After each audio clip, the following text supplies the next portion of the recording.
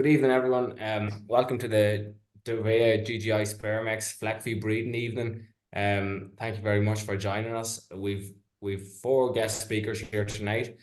Starting off with Ben Pfister from GGI Spermex, who specializes in the Fleckvieh breed. So if there's any questions, pop them into the Q&A box there at the end.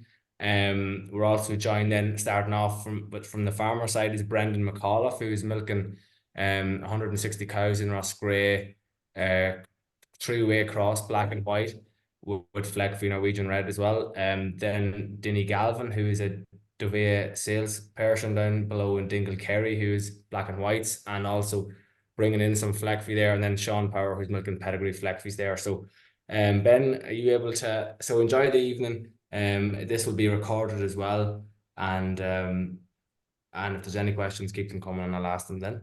So, Ben, would you like to take it off? Yep. Thank you very much. Thanks for joining us. So, thank you for the opportunity today to use the night to present the German Fleckvieh to a wider range of farmers in Ireland. My name is Benedikt Pfister. I'm from GGI Spermex from Germany. I would like to start with a brief introduction of the organization GGI, the history, and the tasks.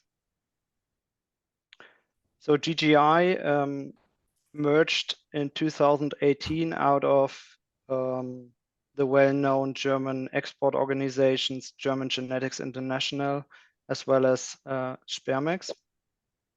And we represent today 12 breeding and AI centers all over Germany. We offer right now a broad range of unique regional breeds, as well as more than 30 dairy, dual purpose, and beef cattle breeds.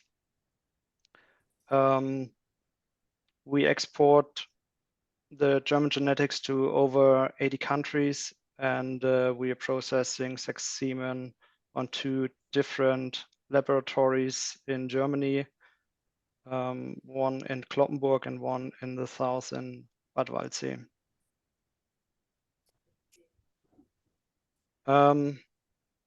That's a short look at the map of Germany with all of our members, all of the member organizations and the different AI stations. Quick overview about Germany. Dairy farming in Germany is one of the most important livestock sectors. And we make approximately about 3.8 million dairy cows in Germany, with the main breeds Holstein, Fleckvieh, and Brown Swiss. That's just a short overview, and then I would like to start with the German Fleckvieh population. If you have any questions, just raise your hand or type your question, whatever. It is possible. Just let me know. Yeah, the German Fleckvieh population right now, we talk about over 1 million milking Fleckvieh cows. Over 800,000 are under milk recording, and we talk about roughly 700,000 herd book cows in Germany right now. To put that in perspective, I want to show you our herd book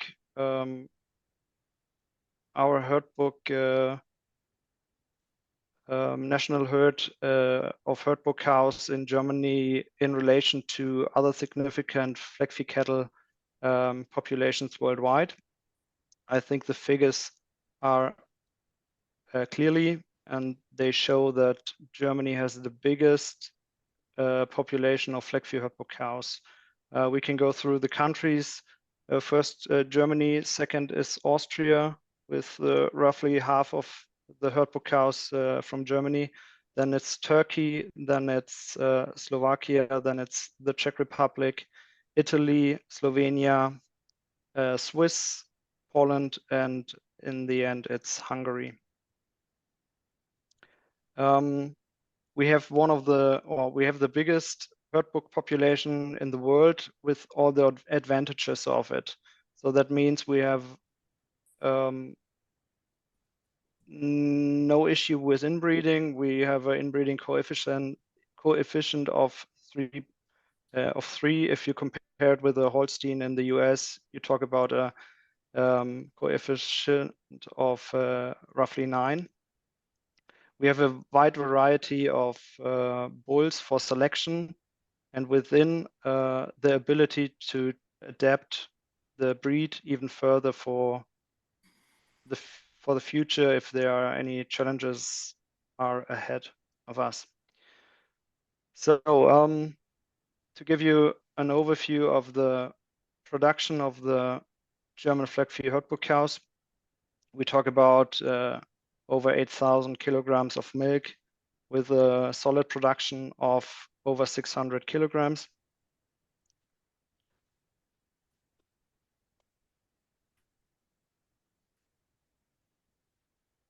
So because of the variety and the size of Germany, we have a huge differ in terms of management systems as well as different locations and management systems, which means we find really extensive grazing farms in the mountainous regions with milk yields of the Fleckvieh breed of around 5,000 liters, as well as milking herds with over 12,000 liters, just depending on the nutrition and the overall management of the farm.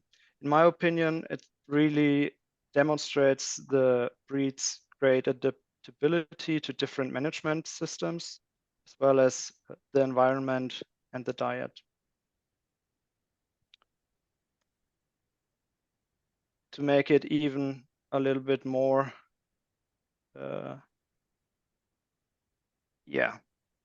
better to show it with a little bit of figures behind. We have every year we have the top German Fleckvieh herds get published in Fleckvieh breeding newspaper, basically, or paper. And I selected a few farms after their fat and protein content, or the percentage, not the solids. So there were even farms with higher solid numbers, but just because of higher milk yield. So the first 3 rows, you see 3 different dairy farms, which making only Fleckvieh cows with, in my opinion, really high fat percentages, high protein percentages, and also a high milk yield on average of the herds. What I need to say is the farms are between 30 cows and over 150 cows. So it's not just only farms with 5 cows or whatever to boost the numbers.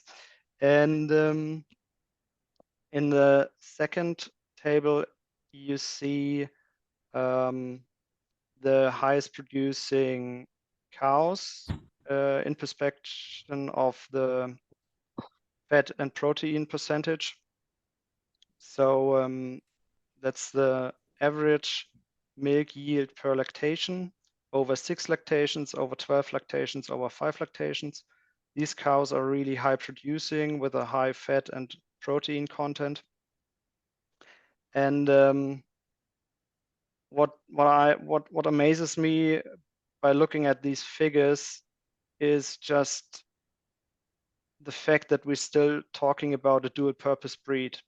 So we still have a very good bull calf, and we still have a highly thought after cow cow at the end of her production, which means we have the high milk yield on the one hand and the beef value on the other hand.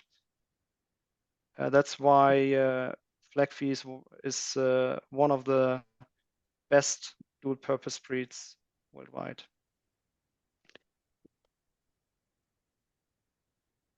Sorry. To show you a different farm and probably a similar or more familiar farm system, I want to introduce you to the Dillinger farm. They milk in an autumn calving system with seasonal grazing. They make 70 Fleckvieh cows, achieve a milk yield of over 8,000 kilograms of milk with over 600 kilogram of milk solids per cow per year, with an average somatic cell count below 90,000, and with, in my opinion, great intercalving period of just 368 days. They have an insemination rate of 1.6 and a replacement rate of only 11%, which means they produce a lot of young stock and bull calves that they can sell because the cows just last so long. And the lifetime production of the cows is over 30,000 kilograms of milk. If you want to see more footage, you can just check out the social media channels of Dovea Genetics, because we have a video from the farm online. There's a short clip where the farm owner talks about the reasons why he changed the system and how he's going all about Fleckvieh and the benefits of the breed.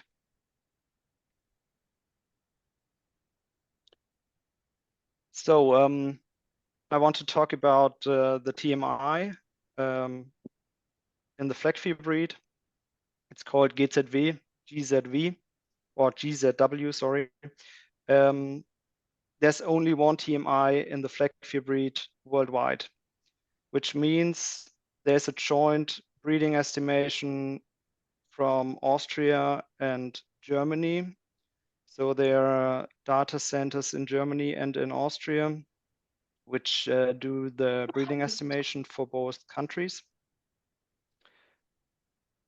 And countries like the Czech Republic, Italy, and Slovakia or Hungary, they all provide data as well for the breeding estimation. The goal of the breeding or the TMI is a sustainable improvement of the profitability as well as the product quality of the breed.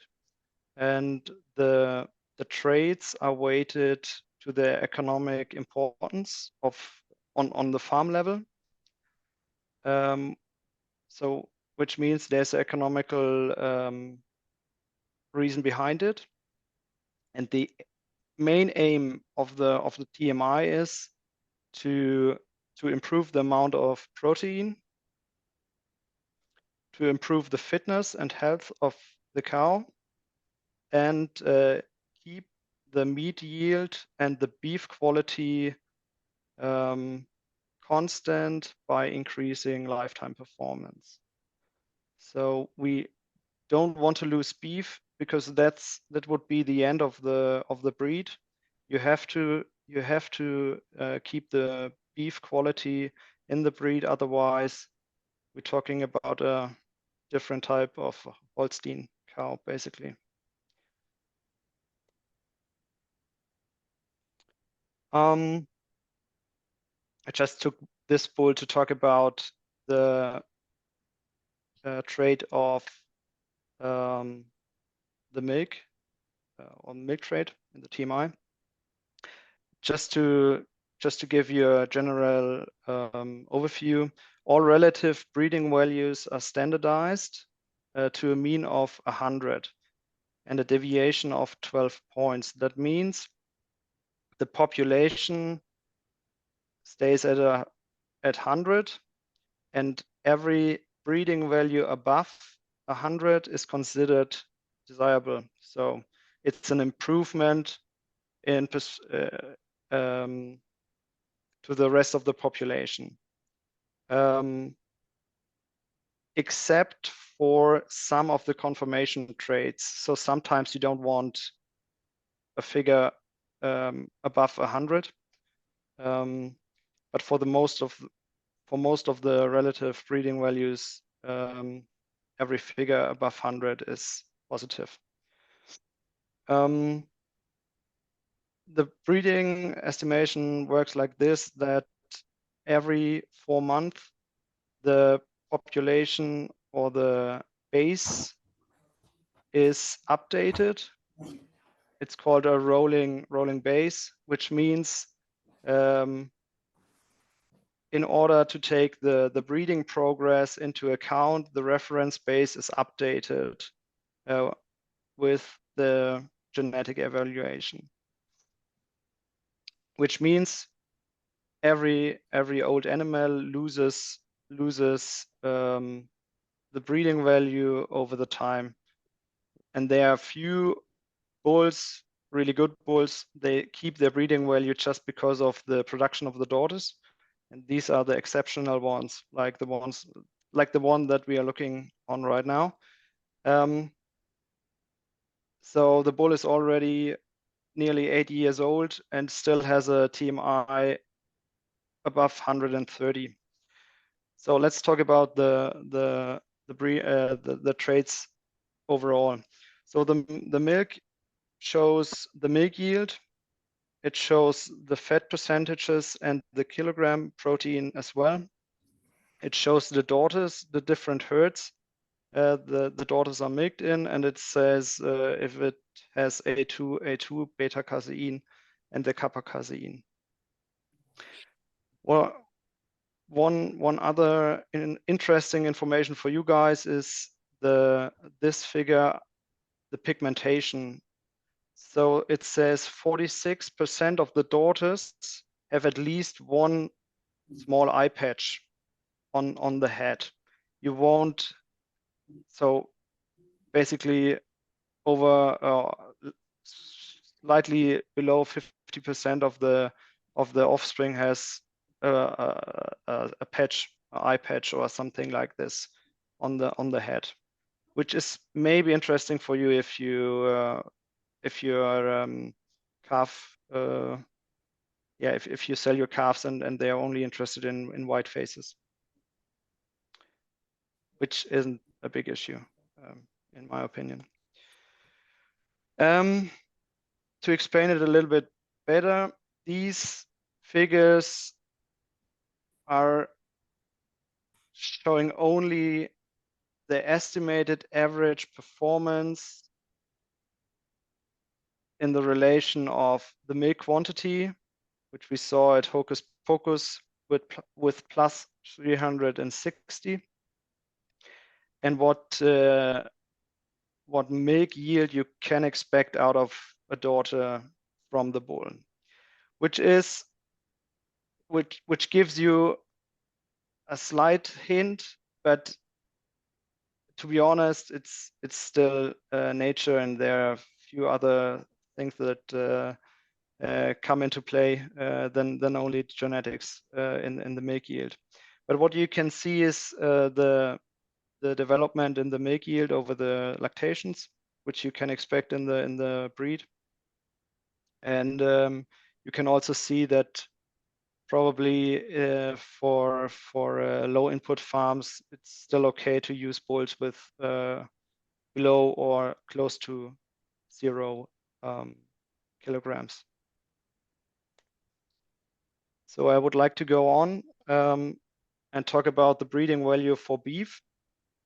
It's made up of the following 3 components. It's the carcass grade, it's the carcass percentage, and it's the daily net gain. The aim of the composition of the beef value or breeding value for beef is to achieve a good carcass grade and high exploitation.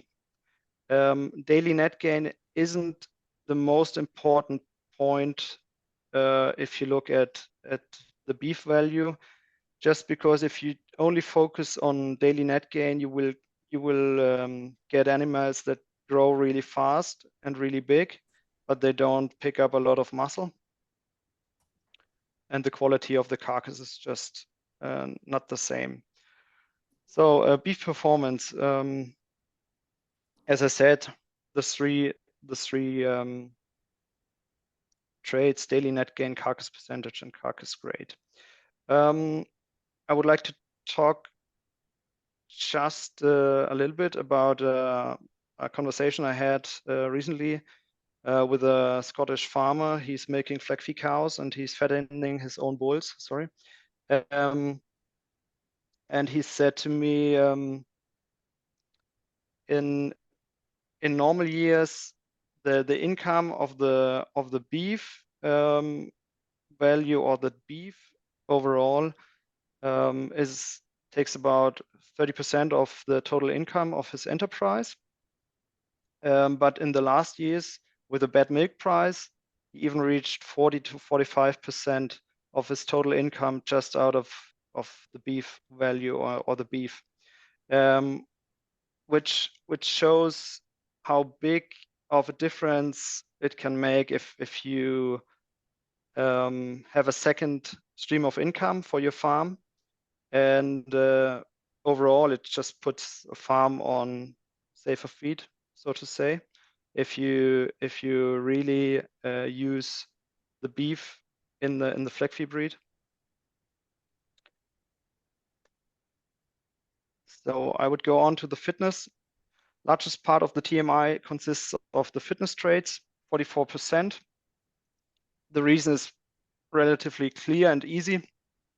The goal is, or the aim is, to get old and healthy cows, because then you can earn money. The biggest components of the fitness traits are fertility, somatic cell count, and productive lifetime. I took out specific traits I want to talk about. So I will go on from this sheet. If you want to talk about it later on, we can just go back. So one big and important fitness trait for me is the persistency, which means the lactation curve of the Fleckvieh breed is used to be flatter than the ones that you will see in the Holstein, which makes it easier, especially in the right after calving, because the time of the negative energy balance is just minimal, and yeah, you can make the cow right through the lactation. So that means as higher as the persistency is, as better as it gets, and the flatter is the lactation curve, which makes the metabolism of the cow more stable, and it makes the cow just easier to get in calf again. So then I took the trait for, sorry. Oh,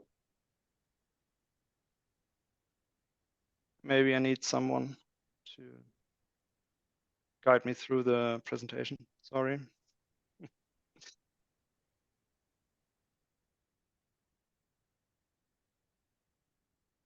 Yeah, so I took out the calving ease. The trait is the paternal calving ease, which means it tells you how easy is the calf from the bull that you chosen born. The blue line is for cows, the orange one is for heifers, and it tells you if you go around probably 105, you should be fine. Even in heifers, then you end up with 3 to 4% calving difficulties, which is, in my opinion, a good way, or a good number. And I want to show you as well the maternal calving ease, because if you just focus on the paternal calving ease, means you will breed cows that are just narrow, and a narrow cow will have calving difficulties during her lifetime. So please check if you select bulls, just also check for the maternal calving ease, because yeah, as I said, you will get issues. And you see the figures of the calving difficulties. It's even higher in heifers in the maternal calving ease in comparison to the paternal calving ease. And then another question, especially if you concerned of the size of the animals. So the breeding aim or goal of the Fleckvieh breed says we breed a cow between 140 to 150 centimeter height at cross, which is a big variety, to be honest. So if you look at the trait for height at cross and you go about 100, you will end up with a heifer with around 144 centimeters. If you go lower with the height at cross, you will achieve smaller animals. I have to say it's just the size of a heifer, so they will grow another 1 or 2 centimeter. But we won't have the discussion if 1 or 2 centimeters are counting or not, or if they are important or not. I talked about longevity, and I saw this cow on the show at the weekend, and I really had to show you this cow. She looks really fresh. She's from a low input system, high grazing percentage, and she's already in her 11th lactation, so around 13 years old. And I would say I never saw a more or a younger looking cow in this age. And what I want to show you with this is we made a big improvement in the Fleckvieh breed, especially if you go, or especially if you look at the lifetime production and the way the cows develop over the lactations. And she was just a beauty, and I had to show you the cow. So I have to hurry now. I want to just touch base on Fleckvieh and crossbreeding just for a second, because a lot of you guys are using Fleckvieh as crossbreds. What are the benefits of crossbreeding with Fleckvieh? One thing is you will add strength to the animals, to the dairy herd. It depends a little bit on the breed you're working with right now, but you will get a more stable cow. You can improve the milk production. It depends, as I said, on the breed. There's an additional source of income just because of the calf and the cow value. You can improve the type and the width of an animal, the metabolic stability, as well as the fertility and the other health. I think we will see a few examples from Ireland tonight, so I won't talk about crossbreeding any further. I would like to end with few actual voices out of the agricultural papers in Ireland. So France and Italy both have a large domestic market, but Ireland relatively is more exposed to global markets and exports and more to powder. And then you get more of those waves prices. So what I take out of these, and also the second one is you have just higher volatility in the milk prices. just because of the way your creameries are producing, or the way, or the products they are producing. On the one hand, on the other hand, you export a lot of product all over the world, which means you work on the international market. On the other hand, another calf exporter told Agriland that unless something changes, they see less than 50% of last year's peak export capacity being achieved this year. And then further on, the high attrition rate on the number of beef farmers willing to rear dairy calves is also a cause of concern. What I take out of this is you have a volatility in the milk price. You have it probably will get issues with the calves, especially with Frisian calves or Jersey calves. There will be a shortage of export capacities, and there are not a lot of dairy farmers or beef farmers willing to rear dairy calves. And I would say we hear over this webinar probably a good solution for all the problems. If you have an issue with the milk price, maybe you don't put all your eggs in one basket, which means if you don't get a good milk price, maybe you get a good beef value or a good beef price on the animals. If it in the end, it depends. If the calf looks better than the other calf, you will be good to go with a Fleckvieh calf as well. And I would say Fleckvieh has the potential to bring more stability in your herd, in your animals, on the one hand, and also to your business. And I don't want to repeat myself, but I think you can read for yourself. And in my opinion, Fleckvieh could be a good solution for a lot of farmers in Ireland. And from here on out, Niall. Thanks, Ben. Yeah, super presentation. A lot of information there on the German Fleckvieh. So there's, I think, 4 questions here. The first one is in relation to the Dillinger farm. Yeah. Roughly, what is the weight of the cows on that farm? Yeah. I will try to go back. And the next question then, Ben, is it possible for Irish farmers to genotype their heifers on the TMI index? So first of the Dillinger farm, I would say, as you see on the picture, they are not the heaviest cows. I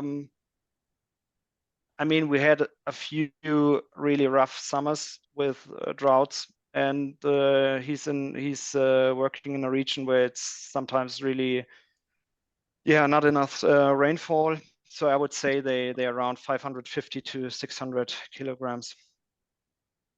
Yeah. Okay. Perfect. And then in relation to genotyping, do you know, is it possible, or is this in other countries?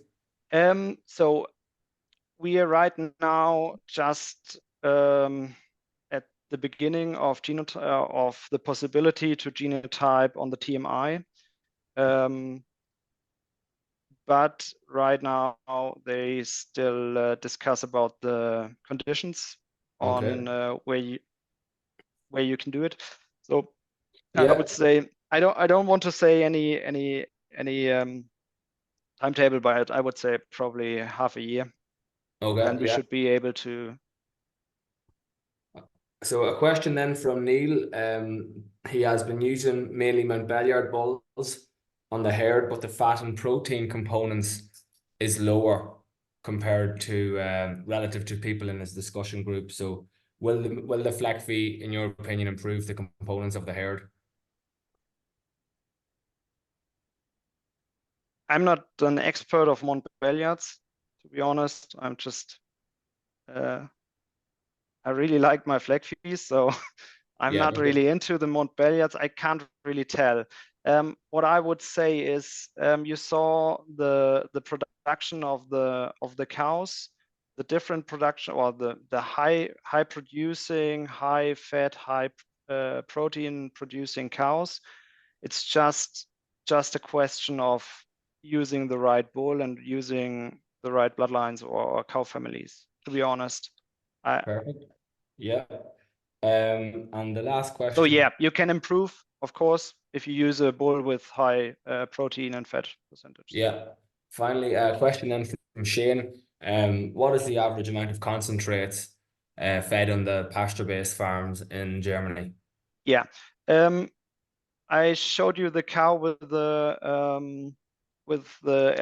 11th lactation. So they feed around 800 to 1,000 kilograms of concentrate. The Dillinger farm, I'm not quite sure, because he said he would use a similar amount of concentrate, but I guess he uses a lot of maize silage and also leftovers from the sugar beet production. Yeah. So which just boosts the energy level in the ration. Okay, and then just a question then, and we'll move on then to Dinny Galvin then, and you're going to go through the bulls at the end, Ben. So yeah, this person is looking to breed more medium-sized cows. What figures should they look to achieve this? I know you did mention the height at cross, but is there any other figures that looks at the weight? Yeah. Maybe we should have a short look at the bulls again. Oh no. Can we skip the question and we will talk about it later when we talk about the bulls? Grand. So I'll now share my screen, and thanks for that, Ben. Any more questions, keep them coming in.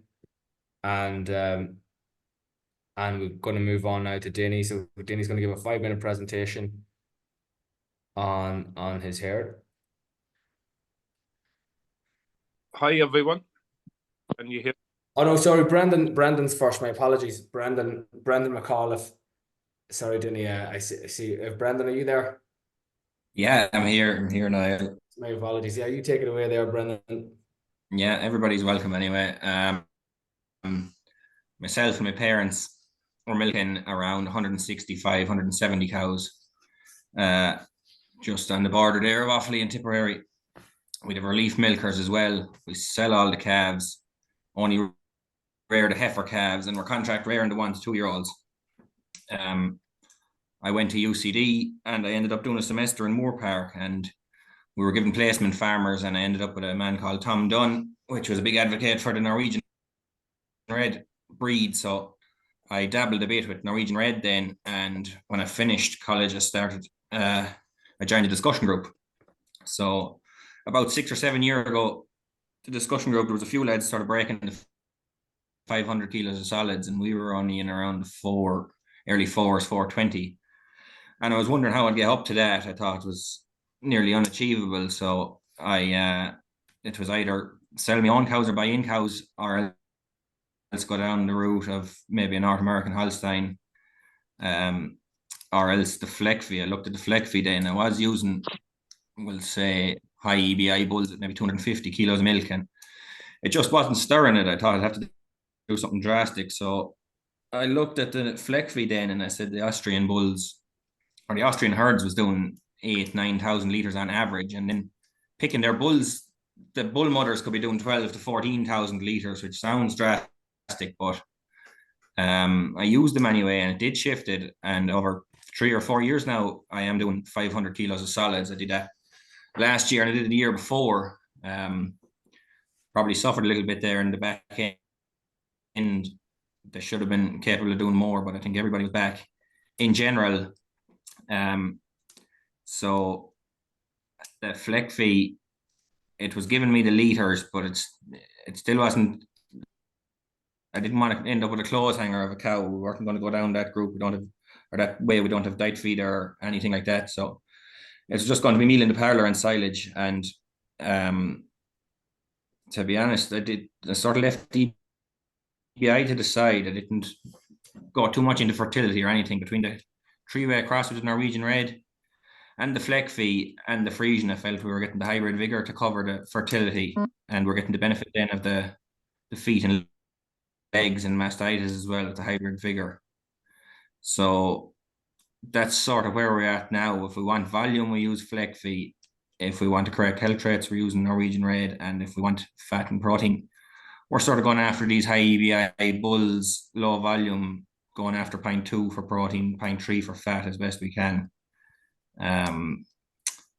Just a note, even if we do all our own huff pairing ourselves, but when you have a cow in the crush, you would take out the phone for the crack and you'd look to see at the number, and 9 times out of 10 it nearly is a Friesian you're always lifting the feet on, and they're walking the same roads and everything else. So it is coming through all right. Some of the oldest Norwegian Reds now, I suppose, they're showing their age a little bit, but they're lasting anyway. You're going to have a certain amount of lameness and mastitis no matter what, but definitely it's lower than the Friesians. So yeah, this is our sort of breeding policy. At the start of the breeding season, I decide how many replacements I need, and then generally, you could be maybe 2/3 Fleckvieh and 1/3 then would be made up half and half Friesian and Norwegian Reds. I'd pick out my bulls, maybe pick 3 or 4 Fleckviehs, the same with Norwegian Reds and maybe a couple of Friesians. I put them all into the herd advice, the sire advice, put every bull across every cow check for inbreeding. I'd print that off then and leave it in the A box. Then around the 20th of April, I'd do a milk recording, and I'd have that on hand then for when I start breeding the cows. So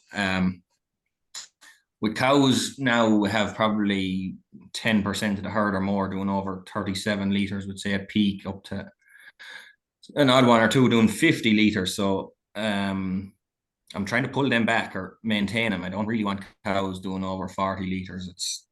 It's kind of going a bit too far for me. So generally speaking, they get low volume Friesian and high percentages as best they can. If they have an issue with mastitis or lameness, they'll get Norwegian Red. And oh yeah, there would be maybe 10% of the cows picked out at the start as well that would be getting, they mightn't be getting any straw whatsoever, and maybe 20% of cows would be beef. So then you're left with a range of cows. Anything less than 30 litres is getting kind of beef, and anything between 30 and 37, if they're generally speaking at the lower end of that, to get Fleckvieh to bring them up in the milk. And at the higher end, maybe high constituent Friesian as well, to try and give a uniform herd overall. And then first lactation heifers, then anything doing over 24 litres is you see a lot of the first lactation heifers now, they actually have some form of Fleckvieh in them, so they're nearly always getting Friesian, and anything under the 24 litres is getting beef. And yeah, at the minute you sort of peaking maybe around 31 litres.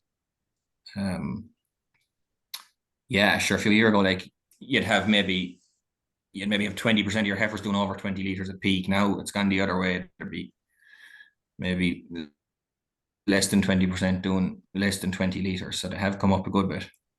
Heifers in general are doing over 400 kilos. A very small percentage of heifers doing less than 400 kilos now. So I didn't think we get to the 500 kilos as quick now. And but as much as breeding milk into them, the culling is as big as the trying to breed them up. It's very hard to breed a good cow out of a bad cow. So if the weather was anyway half natural this year, I would expect it to probably do 520, 530 kilos of solids. I'll probably have to be pulling them back now with banding and whatnot, but that's for another night, I suppose. I'm trying to flip this. So yeah, it's just a sample of Fleckvieh cows there. Picked out 3 or 4 out of the. I would have heard that they're doing the business in every way. You see there, all first lactations now. That one is probably exceptional. She's doing over 500 as a first lactation. Nice cow. Second lactation, going into her third lactation now, or fourth lactation now. And calving every year, you are getting the benefit of the the hybrid vigor and the fertility. Calving interval is 360 something, 368, I think. That one is high in milk kilos there now, it's showing, but not all of them are like that. Some of them are lower in milk kilos now, and the milk is still coming through. I wouldn't mind too much the EBI figures that would be coming in the Fleckvieh, to be honest. I would go over to the TMI and take a quick look at that before I would choose bulls. And the same with the Norwegian Red. That's another nice cow, nice second calver cow. She'll do well now in third and fourth lactations. Yeah, 333 calf interval. They're all not doing that now, but nice cow, EKE. The same there, heifer, done well last year, 486. Nothing wrong with that heifer if they'd all do it. My fat would be low overall, but it always was low here, I suppose, maybe going back to British Friesians around the Thurles area. A lot of lads would have low fat. That's stubborn to get up in general, but quite happy now. I suppose you'd always prefer more of your solids was coming from fat and protein, but look, we wanted 500 solids and we've got it now, and I suppose on to the next targets. But yeah, we're happy with the Fleckvieh so far, and I would say we'll stay using them. Yeah, calves sell well. I don't know if we're making an awful lot more money than we were a few years ago. It's not really been reflected, but you'll sell them all right. But I think that's nearly the way everywhere around here anyway. That what you were getting for Friesians one time, now your early maturing calves, that's all you can hope for. So selling them as quick as you can nearly that's what our game is, and we're happy anyway. They're moving quite well, because I was talking to a man the other day and he was trying to sell calves, and there's lads looking for the blue cards before they even look at the calves to make sure there's not JEX on the calves or on the cards. So we're well ahead of that anyway. As regards cull cows, don't know much about it because not too many of them has been culled yet, in fairness. You're only having one or two a year, so maybe further down the line that might be come into it, but the longevity is definitely lasting, like. So yeah, thanks. No bother. Yeah, thanks, Brandon. Thanks for sharing that bit of information on your farm. Looks great performance, and hopefully now I'd say it's going up every year, as we've seen when we looked before we did the presentation. And I'd say if we get the herds mature nicely. So a couple of questions at the end for you, Brandon. Is that all right? And we'll move on now to Dinny. Yeah, sure. So Dinny, can you see my screen all right there? Yep, I can indeed. Yep. Hi everyone. I'm Dinny Galvin, dairy farming here in West Kerry. I'm also in sales for Dovea Genetics, and I did 13 years on the road as an AI technician on the peninsula. My average herd DBI is 241, and we've been using a percentage of Fleck cross Holsteins in the herd with the last 6 or 7 years. I suppose kind of got into it by accident. We rented my neighbour's farm and we needed to increase the dairy herd. And we started using Fleck as an alternative to Holsteins and EBI black and whites. And almost right away, once we started milking the first of them, we were very, very impressed with them. Good milk. I mean, you're up on 6,000 kgs and even more as they get older, and great fat and protein, and 500 kgs of milk solids. Like, you can't go wrong with them. In fairness, I would place a lot of emphasis on calf quality. You like a Fleck cross in calf to an easy Charles or an EBY limousine or a Belgian blue, try and pick that calf off of the ground when it comes out. You'll know right away the weight is there. It's totally different to a continental calf from a Holstein cow. Going on from that, you head to the market with three of those calves, and you're talking about €1,000, and you'd sell an awful lot of Frisian bull calves for €1,000. So mightn't have massive yield, but would make up financially with the maintain milk yield across the year. They kind of never, we see a little peak and then they flatten out. They seem to keep a consistent amount of milk for the full milking year, rather than troughs. Again, your cull cow, you will have them. Everyone has them after a while. But you have something to start with. You have great weight. You'll always have weight with a Holstein cross. And everybody knows if you dry off a black and white cow and give her a chance to put on a bit of weight, you can see that in the scale in the market, and you'll see it in the price as well. So cull cow value is there. Persistent lactation, yes, they're very steady. I'm very happy with them. I would say going forward we've lost a lot of the sucklers here in West Kerry, and great emphasis is going to be, placed on dairy beef going forward. You will have that from the Fleck Holstein crosses. So very happy with them. You can move on, Niall, yeah? Yeah. So yeah, these were two Holstein crosses milked to my herd, and the figures don't lie. Almost 6,000 kgs of milk, 428 fat and 372 protein, up on 500 kgs. And that particular year, because my neighbour's farm, I would have to move. Some of the dairy herd were housed in my neighbour's farm, so our milking year was quite a bit shorter. So that was, shorter than the full milking year that most guys would due to housing and that. So, like, it really showed, that they can do the business, and fabulous fertility. You will get cows back in calf that seems to go after one straw. And look, her yield and her fats and everything and her stuff is there, so that's me. If you have any questions for me, well, no problem. Yeah. What beef breeds would you use, Dinny, on the Fleckvieh cows? Because I know that normally you keep using the Fleckvieh onto the black and whites, and then you have your F1 cross, and you're using beef only on them then.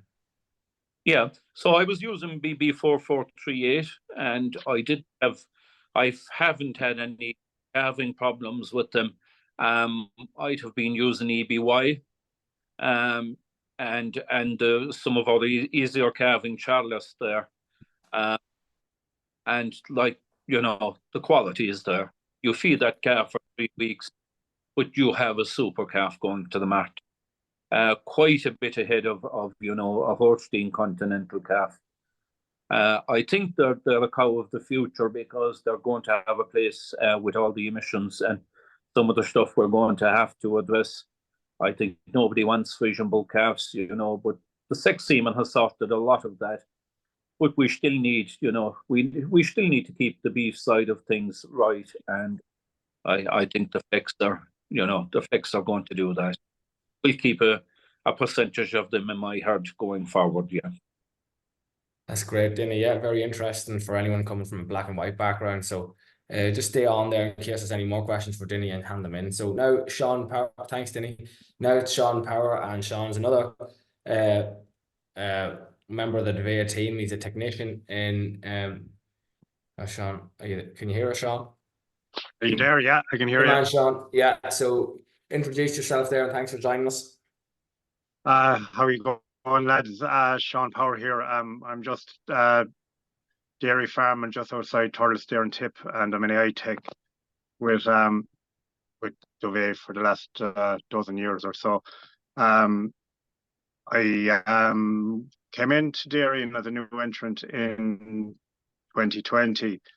I decided to start with a Fleckvieh, kind of the base breed, because due to fragmented land and limited land, I suppose, I kind of said that I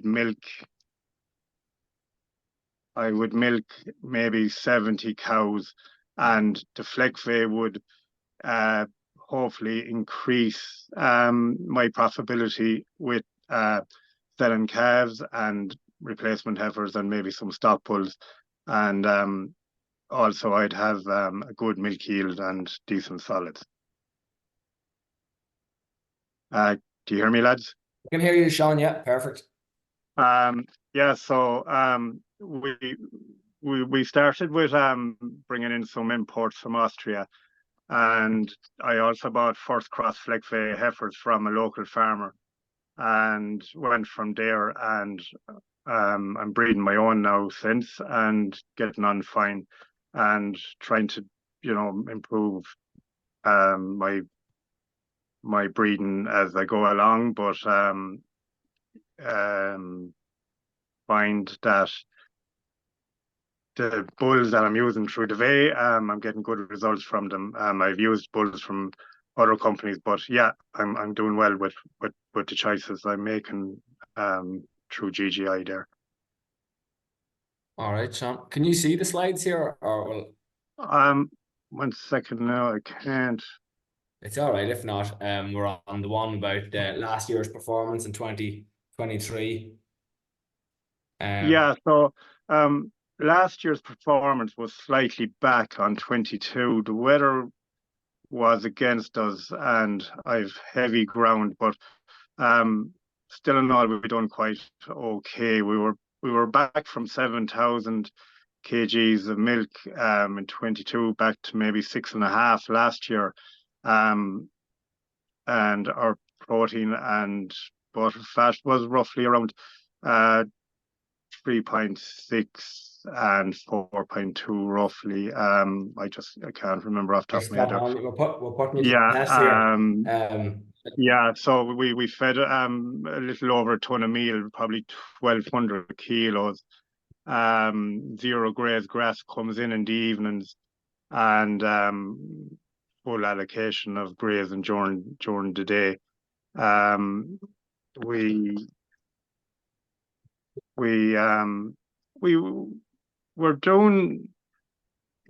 seen to be making big improvements with our heifers coming in now. I'm looking at their solids through the milk recording, and definitely my Irish heifers have better solids. Maybe not all out as milky, but I think maybe for the system I have, it's what I want. I don't want an extreme type of a cow. I want a good solid cow that will give me a balanced type of yield and decent solids.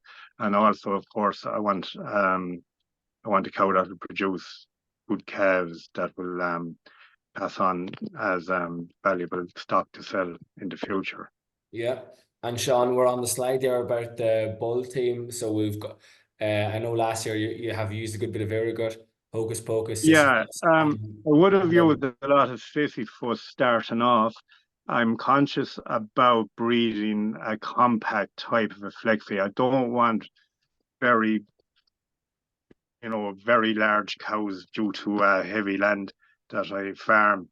So I did use a lot of Sisyphus at the beginning, and bred lovely heifers from him. Nice, balanced, medium-sized heifers. And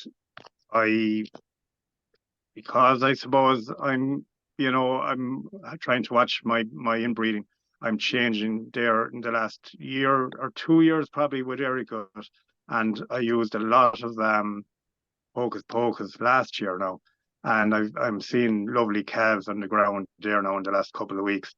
No problem calving them, and good bone, good size. and please God, there'll be good heifers for the future.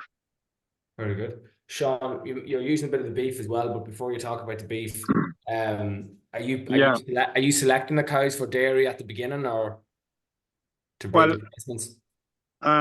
I do, of course. Yeah, look at I suppose I'll watch my milk recording results, and any cow that will be producing less than I try and keep my production over 7,000 hopefully, and solids like up to 500. So any of the less poor producers, they will go to beef.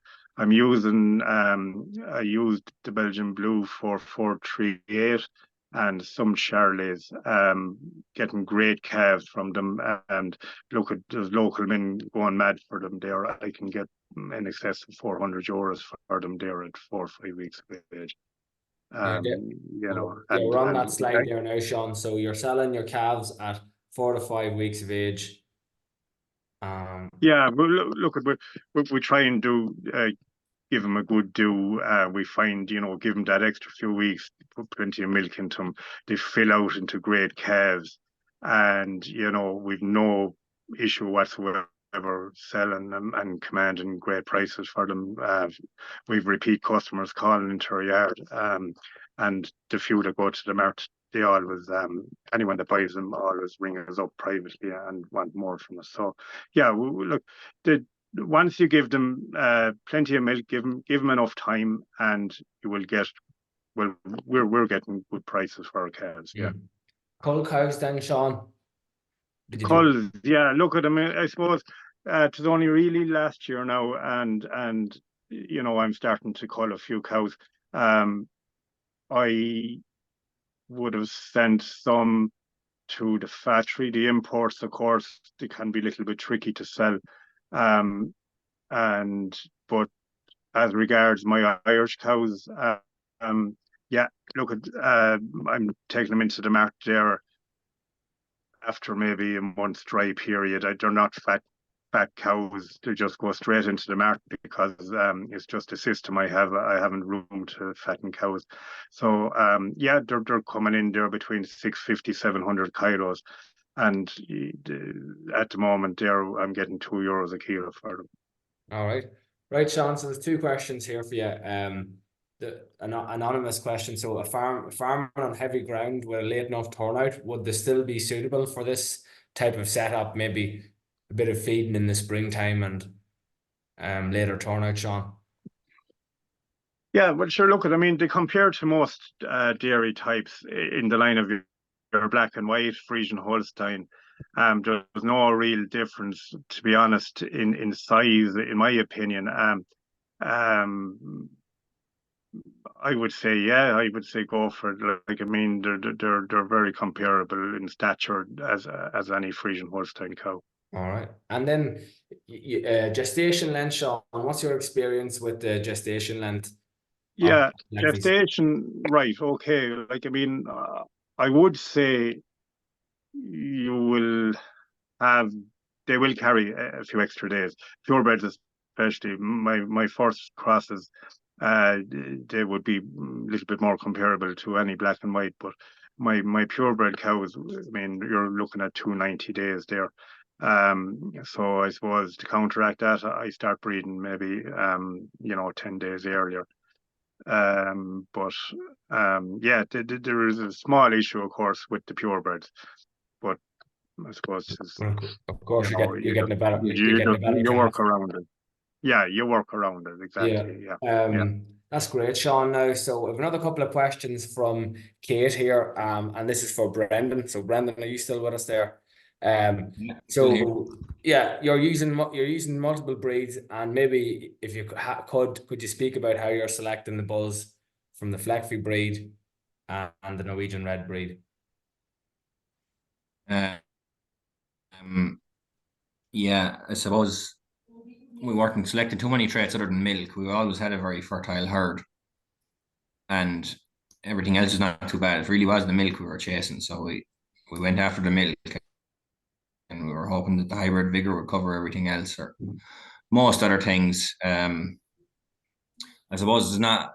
We always bought them off Dovea, or maybe it wasn't as big a selection when we started using them. There's more of a selection now, but yeah, I would go to the TMI. I suppose I'm not maybe chasing the milk as hard as I was. And the Norwegian Red, the same. The TMI, I chased the TMI on production for the most part. All right, and then another question for you, Brendan. I see you're using just proven bulls. Would you use genomic bulls in the future, or are you going to continue with proven bulls? I think I'm going to continue with proven for the most part. They're very uniform. There's not that big of a range now in the heifers milking, where there was one time you'd have some heifers that'd be terrible that you nearly have to end up culling. They might come good in their second lactation and they mightn't, but the range is an awful lot smaller. You are nearly guaranteed what you get. I suppose the trade-off is maybe you will be a bit slower to make gains, but I don't know. I think it's acceptable to be maybe 1 or 2 years behind and not have all the wastage of having cull ones that are not suitable or don't fit the system. Like even within EBI and that, like there's maintenance figures there for bulls, and what's hitting the ground is not necessarily what they're saying in some of the catalogs, and you could end up with a very tall, lanky type of a heifer, which I wouldn't like, and you don't seem to find that big variation with the proven bulls. All right, yes, well. I was saying to you earlier, my EBI, if it's all EBI you want, I wouldn't put too much mass on picking fierce high EBI bulls. But what I am finding is my herd is keeping up with most people in my discussion group. I have an EBI of around 190 or 195 or something, even though I'd be using Fleckvieh bulls there and they may only have 150 of an EBI on cows that maybe in their 200s, and you wouldn't say that their calves should be so high, but it is following through. The longevity, cows lasting longer and longer and longer, that the EBI is coming up. So some high EBI ones. Yeah, we mentioned that earlier on, and even as a dual purpose breed, they're kind of high overall, compared to some of the other breeds. So I have a question here for Ben, and if anyone else has any questions, just get them in there because we might soon finish up. So this person has a high yielding herd, Ben, 9,500 liters, and is looking to improve strength and fertility. What bull would you say to use onto that higher milk type cow?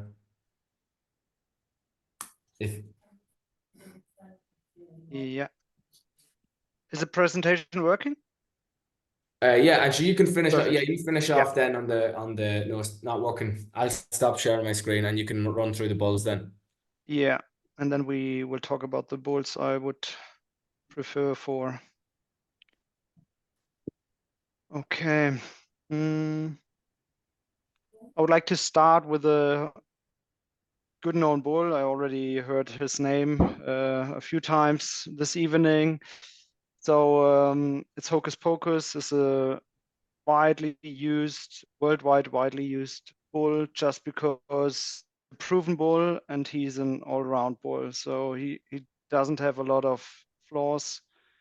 He brings a lot of components and a reasonable milk yield. And maybe we should just start with the production of the daughters, because that's what Brendan touched base on. If you go with a proven bull, you just can look up the figures of the production of the daughters.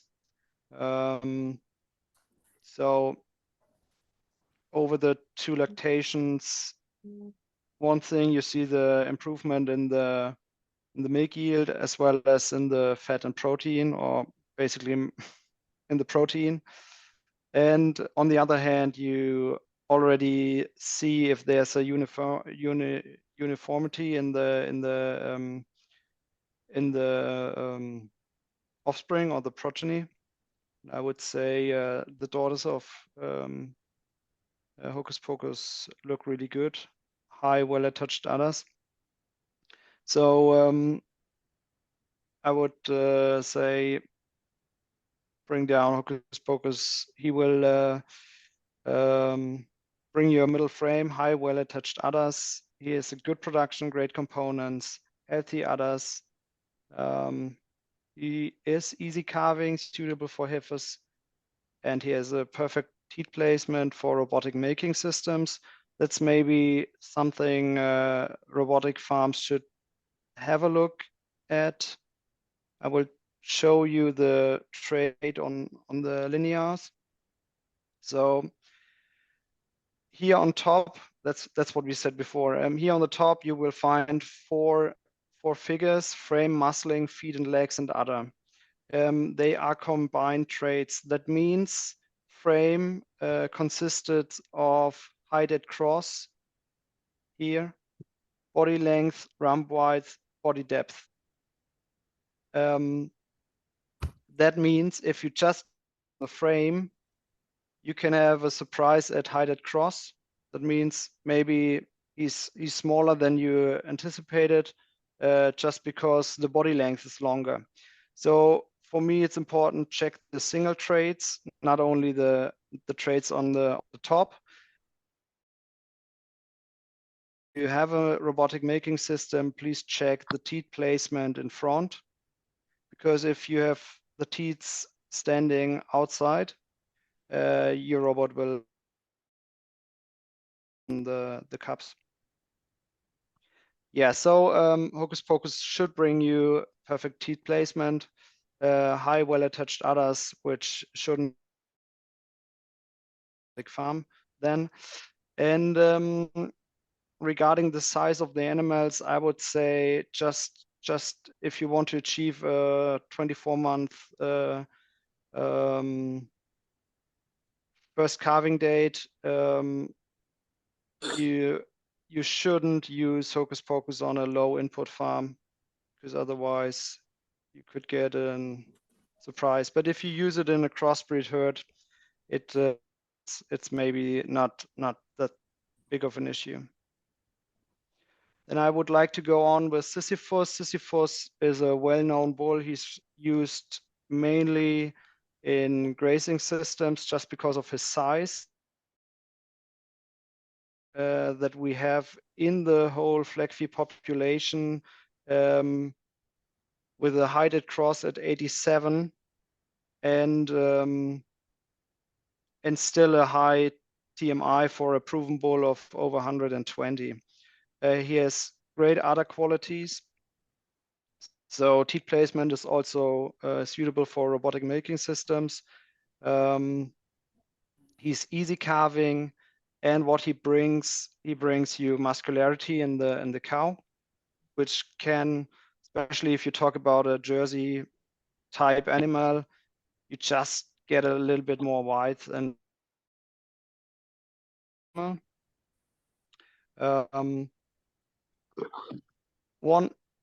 that's the production figures from his daughters, and two pictures from New Zealand.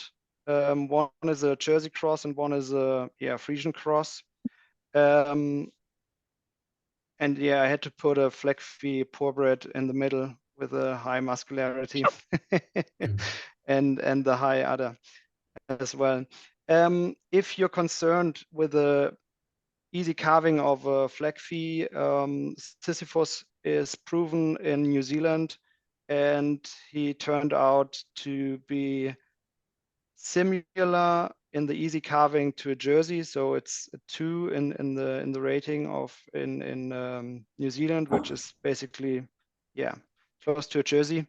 So there shouldn't be an issue. The only issue is the farmers told me the size of the calf is just bigger than the ones that they are known to, but never had an issue with pulling a calf from Sisyphus. And he will bring you a really small frame, high well-attached udders, healthy udders, easy calving, strength and muscularity, perfect teat placement, as I said, and I would recommend him for low input farms just because of the size. 4-month first calving, you will be good to go with Sisyphus. So that was the proven offer, and then there's Sunshine is a Sisyphus son. He's higher in the protein and fat content than his father. He's really high in the fitness traits, especially important, I guess, for you guys is the fertility. Bring you healthy udders. He's a calving ease bull, and the size is just below the average with 97. A2, and he's offered sexed this year. Sunshine brings you a small frame, high well-attached udders, great components, strength and muscularity. Sorry, as his father. And one other thing, the making speed. He has a high making speed, and combines this with healthy udders, which is also a good trait to have. And I would recommend him for low to high input farms, just basically the whole range of farms in Ireland. So I'm not sure if I answered all questions. Yes, Ben, you have. Well, yeah, thanks very much for doing that. One question from Rody. I think Rody, it's an interesting one, and we'll finish it up. Rody breeding calves from black and white cows that look more also black and white. Is there some bulls that he could use that will bring more fleck traits than, like, is there something he can look for in the bulls? I mean, you can have a look at the muscularity of the bull. You can. I'm not sure. Does the calf had a white face? Yeah. Pigment, maybe. So, pigment. Yeah, as I said before, the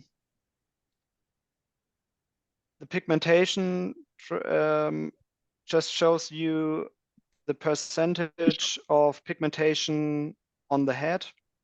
So the daughters, or 36% of the daughters of Sisyphus will have at least one eye patch.